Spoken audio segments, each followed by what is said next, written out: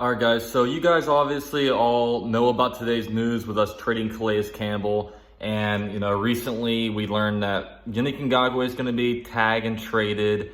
And we also know that AJ Boye got traded. And we cut Marcel Darius. So we're just completely purging the team right now. And we only have two main defensive starters or defensive players from the 2017 season where we just had an all-world defense. And those guys are Avery Jones and Miles Jack. So with this, before the season, I expressed how I really wanted Dave Caldwell gone because I was at the point where I was like, look, this roster needs to be rebuilt. We have a lot of bad contracts. We have a lot of, with where we need to go and what we need to do, just the players on a roster aren't going to fit that direction. But the thing is, we kept Dave Caldwell and we kept Doug Marrone. But I didn't really mind Doug Marrone staying as much, but I wanted Dave Caldwell gone. Then I look at it and I say, I guess we're going to try to win now. There's no way, this guy probably has 1 year left. He has a short lease to prove himself.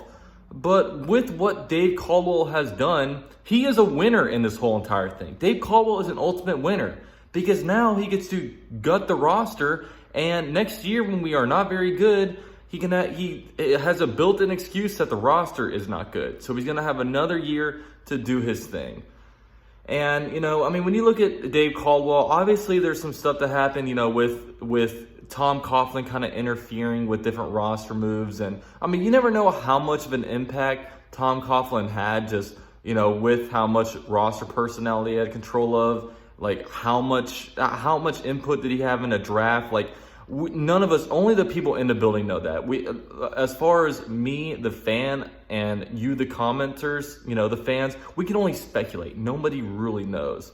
So, but Dave Caldwell has now bought himself more time to be GM. He gets to completely gut a roster, spend a bunch of money and build it up, and then gut it again.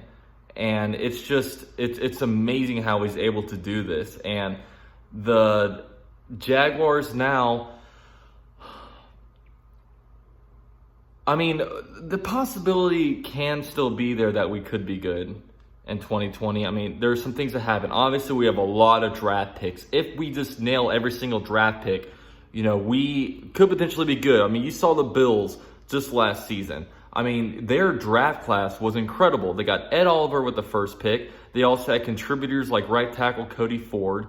They had the tight end Dawson Knox out of Ole Miss, and they also had Devin Singletary, the running back out of FAU. If we can get players like that can have immediate impact, we could potentially be good. If we stay healthy, we could be good. And if Minshew is actually, progresses really well, we could be decent, because we have a lot of picks. But we are going to have to, use some of these picks to trade up in the draft because with the way it looks right now, we're not going to have enough roster spots to keep all these draft selections.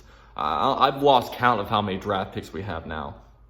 But, Dave Caldwell has effectively, extended his job. And, with the Calais Campbell trade, I do understand trading Calais Campbell because here's the thing. With all these trades, one part of me doesn't mind it because I would rather trade and get something out of these players rather than just straight up cut them and take the dead money cap hit and move on that way. But, we do that with AJ Boye. We're going to cut AJ Boye, but instead we trade him, so that we relieve that. Calais Campbell the same way.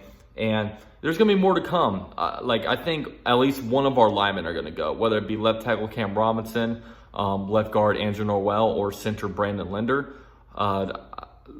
Nick Foles, I think Nick Foles stays just because I think to get rid of Nick Foles, I think we're going to have to trade away a draft pick with him. And at this point, the Jaguars, they're just better off eating his money and cutting him next year as opposed to giving up a draft pick for someone to take it. Just because, I doubt we're going to go on any kind of free agent spending spree this offseason. I would think that we're going to pony up until next offseason and, see how our draft picks settle, and we can make a move saying, okay, we went out and tried to grab this defensive tackle. He didn't work out. We can spend some money at that position next year. You know what I'm saying, guys? So Obviously, a lot's going on. I just please ask you guys, do not jump ship. I know it's hard to be a Jags fan, and all of you guys want to pick another team, but there's going to be struggles as a Jags fan. But guess what? Once we get good, like we saw in 2017, there are going to be bandwagoners. And, it may be frustrating when we see bandwagoners jump on a bandwagon and get all happy when the Jaguars win and stuff. But here's the thing.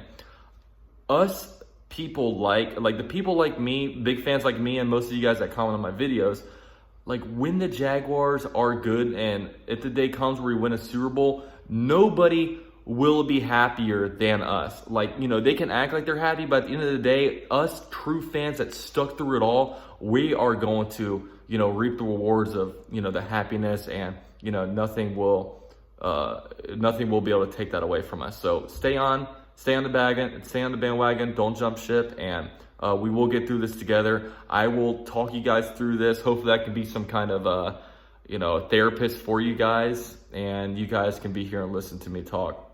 So thank you guys for watching. Go Jags.